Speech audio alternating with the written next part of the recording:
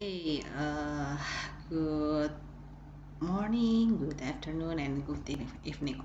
Okay, before I give you uh, a take-home exam for making your final test in term of take-home exam, I will give you the last materials explanation about making PowerPoint slides. In your last task about the making PowerPoint, I already see some of the your presentation, and I will give some suggestions. Jadi setelah saya menjelaskan teori ini, nanti akan ada video kedua terkait apa saja sih saran saya dari tugas-tugas yang sudah kalian kerjakan. But first, I will give you the explanations or the theory about how to make a good PowerPoint slide. So, avoiding the pitfalls and bad slides. Jadi gimana sih kalian caranya untuk menghindari hal-hal yang jelek dari membuat presentasi yang kurang lah kualitasnya. Oke. Ini hal-hal yang kita akan jelaskan dari mulai outlines-nya, structure dari slide, jenis font, warna, background, tampilan grafik, spelling grammar, conclusion, and of course questions. Nah, pertama, di dalam sebuah slide presentasi, pastikan bahwa memang kita punya outline dulu. Outline kita mulai dari mana? Contohnya kita mulai dari definisi, kita mulai misalnya dari etiologi, tanda dan gejala kalau penyakit, sampai dengan nanti kesimpulan dan saran. Jadi pastikan orang itu paham. Kita akan menjelaskan hal-hal apa saja di bagian presentasi itu, dan pastikan memang ada judulnya gitu, ada subjudulnya. Jadi orang tahu, oh ini lagi menjelaskan apa. Itu hal pertama dalam membuat slide presentasi yang baik. Kemudian pastikan satu slide itu tidak terlalu lama ataupun tidak terlalu tidak terlalu sebentar. Jadi gunakan 1 sampai 2 slide per menit. Kemudian buat, karena this is PowerPoint, so you should make a point, not a complete sentence. Beberapa saya lihat masih kalian buat kalimat panjang dan kan hanya tinggal baca. It's not correct. Jadi yang benar adalah kalian buat poinnya saja, apa yang mau dijelaskan. Tapi penjelasannya you will explain it. Nah, kemudian dalam satu slide itu kalian hanya punya 4 sampai 5 poin. Dan hindari penggunaan kata-kata yang tidak terlalu panjang atau hanya phrases saja. Jadi pastikan jadi slide-nya itu tidak terlalu banyak isinya dan hanya ada poin-poin yang mau dijelaskan. Kemudian lihat, ini ada contoh yang buruk, ini ada contoh yang baik di mana dia hanya ada 4 poin, terus tidak terlalu panjang. Ini ada contoh yang baik. Nah, ini adalah contoh yang buruk di mana terlalu banyak kata-kata, tidak jelas apa yang mau disampaikan, walaupun sebenarnya intinya sama gitu loh. Jadi nanti orang akan membaca ini, jadi orang tidak memperhatikan penjelasan kalian. Jadi pastikan it's a PowerPoint, so you should put the point, not the sentences. Kemudian slide structures yang bagus juga. Nah, gunakan animasi. Kalian bisa menggunakan animasi di mana dia akan muncul satu persatu. Jadi audiens itu akan memperhatikan Anda. Kemudian juga audiensnya nggak langsung baca semuanya, dan dia juga akan jadi fokus. Nah, contoh yang buruk ketika kita menggunakan animasinya terlalu distracting, terus kebanyakan animasinya daripada isinya, dan juga gunakan animasinya itu yang konsisten. Kalau mau formal berarti kita harus formal. Kalau memang this is for academic purpose, tujuannya akademik. Font, ukurannya itu 18, minimalnya 18. Jadi tulisan itu bisa terlihat jelas gitu loh. Nah, jadi ini contoh jenis-jenis fontnya ada 24, 28, dan kalau di judul kita bisa gunakan poin 36. Dan gunakan font yang standar, misalnya Times New Roman, Arial, jadi orang sudah cukup nyaman dengan font itu. Nah, ini lihat, jangan gunain fontnya itu terlalu kecil kayak gini, jadi orang nggak bisa baca. Di capitalize, padahal ini juga bukan kata-kata yang penting, jadi orang juga susah bacanya. Dan juga jangan fontnya yang terlalu rapat-rapat. Ini juga jenis salah satu bentuk slide yang jenis fontnya itu tidak baik. Kemudian warna, pastikan warnanya itu kontras, jadi tidak akan membuat audiensnya itu susah membaca.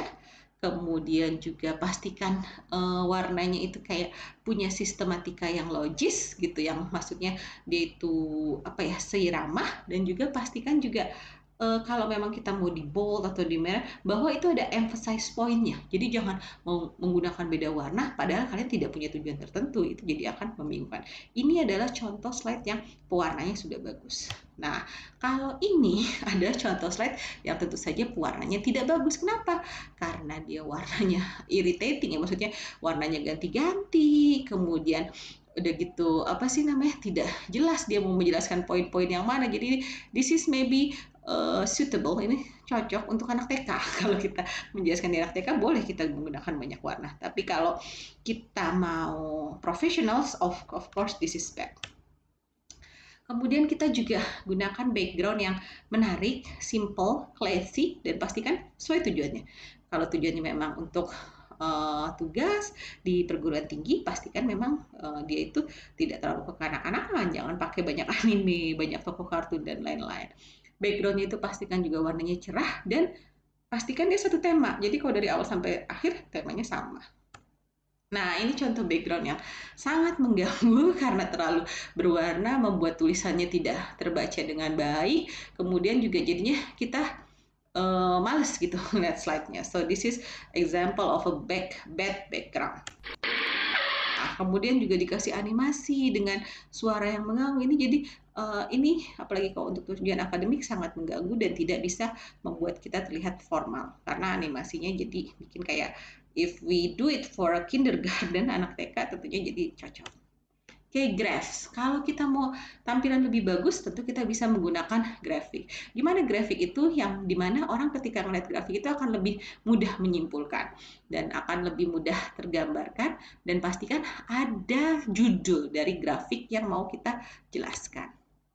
Nah, yang tadi ini ada contoh grafik yang baik, di mana memang jelas gitu loh harusnya. Tapi kalau seperti ini saja, ini grafik yang jelek karena tidak jelas, walaupun memang jadi orang harus membaca dulu. Nah, grafik itu harus jelas. Kalau misalnya kayak kita pilih grafik pie chart gitu, bentuknya lingkaran. Nah, itu jelas gitu. Memang dia menggunakan presentasi. Dan kalau seperti ini orang jadi harus menganalisa lagi. Nah, contoh ini lagi, grafik batang. Nah, ini menjelaskan ada tren. Oh, dia awalnya naik, sempat ada kenaikan signifikan, kemudian turun. Nah, jadi ketika orang melihat pertama kali, langsung mudah untuk menarik kesimpulan. Itulah grafik yang baik. Nah, ini grafiknya juga hampir sama, tapi memang color-nya dan tulisan sini kurang jelas, jadi menjadi grafik yang tidak baik. Jadi pastikan semua itu bisa terbaca dengan jelas if you use a presentation PowerPoint. Jadi jangan sampai menyulitkan audiensnya untuk membaca. Kemudian juga tadi kan yang jelek itu contohnya kan ada garis-garis yang sebenarnya tidak penting, tulisannya terlalu kecil, warnanya juga tidak sinkron, tidak ada judul, dan juga ada bayang-bayang yang mengganggu. Kemudian spelling and grammar. Nah, because this is for your English course, pastikan itu typo-typonya dan misspellnya, salah ejanya itu dicek dulu. Karena saya lihat masih banyak yang typo dan misspell. Nah, itu harus benar-benar dicek. Terus kemudian gramaticalnya dicek dulu dong gitu, pastikan bahwa ini grammarnya baik dan benar, karena kan kalian saya berikan waktu, misalnya ini kan kita tuh UTS-nya di hari Sabtu, boleh dikumpulkan di hari Jumat gitu, jadi almost a week, so you have a lot of time, so you should really prepare it well. And then if English is not your first language, please have someone else check your presentation. Jadi this is take home exam, so you can use any resource. Boleh nanya ke temennya, boleh nanya ke orang tuanya, ke kakaknya, ke adiknya gitu. Pastikan bahwa you did your best for your take home exam. Dan kemudian pastikan ada kesimpulan juga di mana kesimpulannya bahwa kalian itu harus pastikan kesimpulannya itu tidak berbelit-belit dan juga jelas, kemudian mudah diingat, dan summarize the point of your presentation and berikan saran apa sih dari hasil presentasi kalian. Jadi itulah kira-kira hal-hal yang bisa kalian sampaikan di presentasi, dan juga boleh sediakan sesi tanya jawab apabila ada mau pertanyaan atau apa, kalian boleh menyediakan sesi itu, dan juga jangan mengakhiri presentasi tanpa closing yang baik. Oke, jadi itulah hal-hal yang harus kalian siapkan dalam membuat suatu presentasi. Kemudian hal lain yang mau saya jelaskan adalah dari presentasi yang sudah kalian buat. Saya punya 4 contoh presentasi di sini. Oke, I want to improve your presentation, so I will give you some what is that? Some example of your friend presentation, tapi memang ini namanya saya hilangkan untuk menjaga anonimitas ya dari mahasiswanya. Ada 4 presentasi. Yang pertama ini tentang diary. Oke, because this is English course, don't use bahasa. Jadi langsung aja about diary ya. Di judulnya saya minta itu, don't use any bahasa, you should use only English. Oke, and then ini pertama dari slide-nya saya lihat. Oke, slide-nya manis, saya lihat bagus deh ininya. Tapi this is too much the word. Kita langsung aja diarrhea itu apa ininya gitu. Don't put it too much. Nah, penjelasan ini boleh dibacakan nanti ketika di video kalian, tapi tidak ditulis karena tadi ingat PowerPoint should be in point. Dan to make it more academic, gunakan reference. Ada reference dari manakah kalian mendapatkan definisi ini. Kemudian ini the cause. Nah, supaya lebih menarik, kasih fotonya. Mana sih jenis-jenis yang amuba, sigela, atau apa. Jadi, your presentations will be more attractive gitu. Tidak hanya berisi kata-kata. Jadi, presentasinya akan berisi poin-poin gambar yang akan jadinya menarik untuk dilihat audiens. Kemudian juga ini kan semua jenis-jenis. Is it you need to put this much of explanation? Saya rasa tidak harus seperti itu. Kalian misalnya jelaskan, oh ini penyebabnya, hanya 1 slide saja sudah bisa menjelaskan terkait penyebab dari diare. Kemudian ini mau menjelaskan bagaimana maksudnya diarrhea. Ini juga sebenarnya kalian bisa jelaskan dengan kayak chart gitu untuk menggambarkan proses masuknya gitu kan. Ada smart art ya, kalian bisa gunakan smart art untuk supaya tidak jadi wording yang panjang kayak gini, because you need to remember is a PowerPoint, ininya sudah bagus, layoutnya sudah bagus, tapi wordingnya masih kepanjangan. Sama di sini juga the slide is very nice, I like this slide, but the wording I think it needs to be more simplified. Ini juga bagaimana cara melihat history patients. Please make it in point, so your audience will be not audiensnya nggak jadi cuma bacain kata-katanya gitu. Ini juga sign and symptoms. Nah, ini bisa dikasih signs-nya, misalnya ada bowel movement, cari gambar tentang daerah perut gitu. Kemudian stomach stones, cari gambar di perut atau apa. Kemudian dehydration atau cari gambar-gambar. So it will be nice and not too much wording. Kemudian ini mau jelasin kalau bagaimana cara penata laksananya atau apa. Nah, carilah contoh-contoh obat-obatnya atau lain. Jadi kata-katanya itu ingat 4-5 baris. Oke, jadi ini hampir sama. Ini treatmentnya juga. So this is nice. Your information's nice, but the wording you need to reduce a lot. Oke, ini contoh-contohnya. Oke, ini yang diarrhea. Oke, ya, jadi layoutnya very nice. I put appreciation for the layout for this diarrhea presentation, but the wording really need to be more simplified. Oke, kemudian yang kedua tentang anemia counseling. Oke, nah ini the first one I think you need to revise is no need to put these introductions. Langsung introductionsnya langsung aja gambar yang ini atau apa, karena this is you just need to explain it. Nggak usah dikasih punya seperti ini, langsung jelasin aja. Oke, my name is this is it. I want to explain about anemia gini. Nah, jadi kan di PowerPoint itu ada di bagian bawah ya notes-nya. Kalian bisa bikin notes-nya gimana? Kalian akan melatih nanti untuk menjelaskan video tentang memberikan presentation in English-nya, but don't put it as your slide because it will be too much and it's not a point. Kemudian, what is anemia? Oke, boleh dia masih kasih saya, tapi kalau bisa beda dong bentuk slide-nya, masih sama persis gitu. Jadi pastikan beda, cari satu definisi dan punya referensi. Apa sih pengertian anemia itu? Cause of anemia juga ini sama bentuk slide-nya, layout-nya menjadi kurang menarik, dan gunakan gambar-gambar, misalnya kayak cancer, kidney disease, ada kan gambar kidney bisa, ulcerative, jadi make it with a more attractive. Danger of anemia, nah ini juga komplikasi dari anemia, carilah gambar-gambar, jadi wording ini sih 1, 2, 3, 4, masih 4 baris ya, tapi kalau misalnya bisa dibikin lebih per point, so it will be not, bukan bentuknya naratif, tapi per point. How to prevent anemia, nah ini bisa dikasih gambar-gambar, contoh contoh sayuran hijau, contoh iron supplement, dan lain-lain. Kemudian ini juga slide-nya masih sama, jadi kurang menarik. Put more effort on this. Ini how do anemic people feel, ini juga the layout you need to put more effort. Jadi kelihatan oh memang diusahain, bukan hanya sekedar copy paste layoutnya. How long does it take to ini kan juga bisa dikasih lihat alat buat ngecek anemianya itu, bagaimana cara penggunaannya. Kalau mau kasih video juga akan lebih menarik. So put more effort. I give you a time like a week, so you should do your best effort.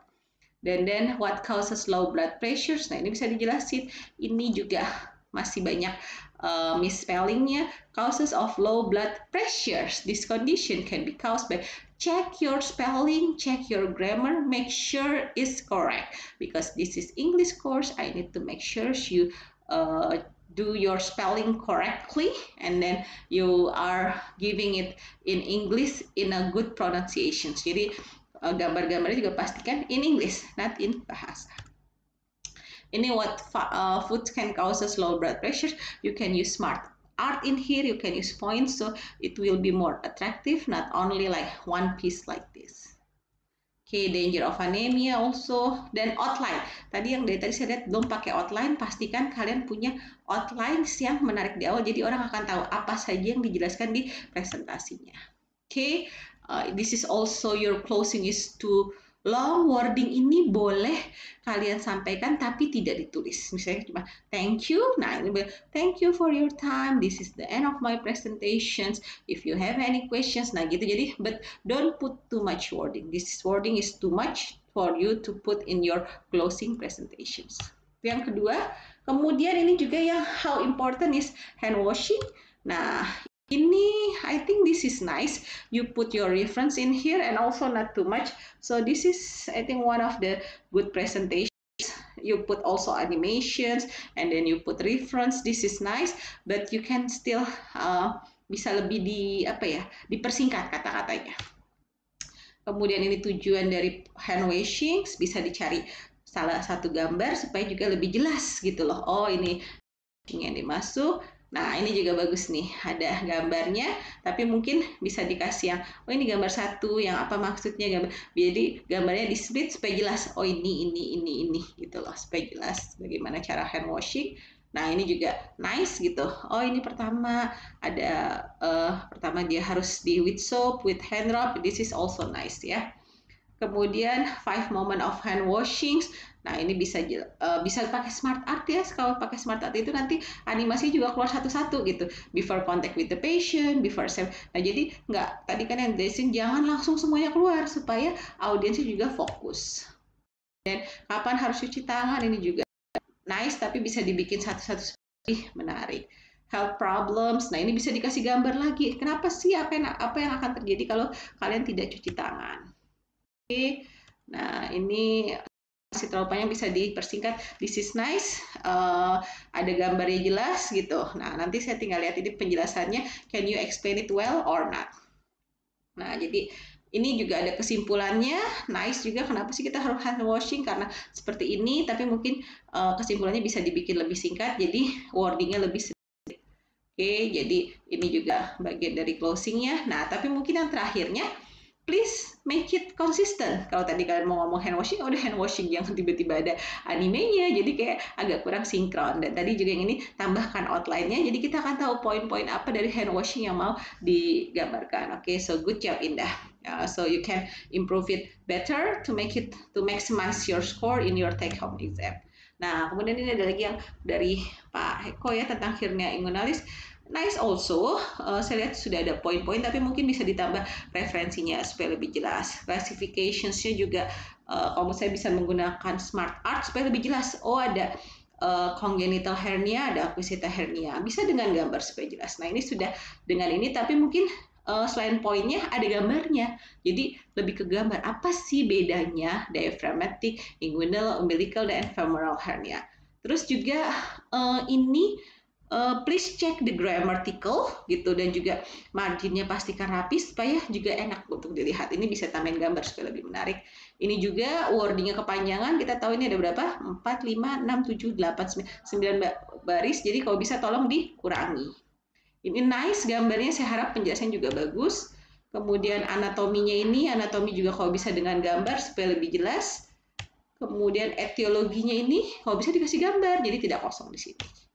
Ini diagnosanya juga pastikan tidak ada misspell of grammar and also vocabulary. And this therapy, kasih gambar biar menarik. Gimana sih herniotomi, herioplasti? Make it interesting ya. Dan layoutnya juga pastinya bisa lebih di-upgrade supaya lebih menarik.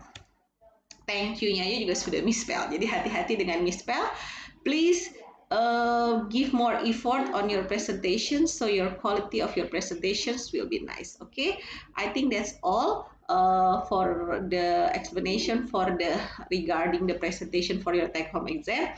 I hope you will do it nice for your take-home exam so I can give you a good mark. Okay, good luck all and bye-bye.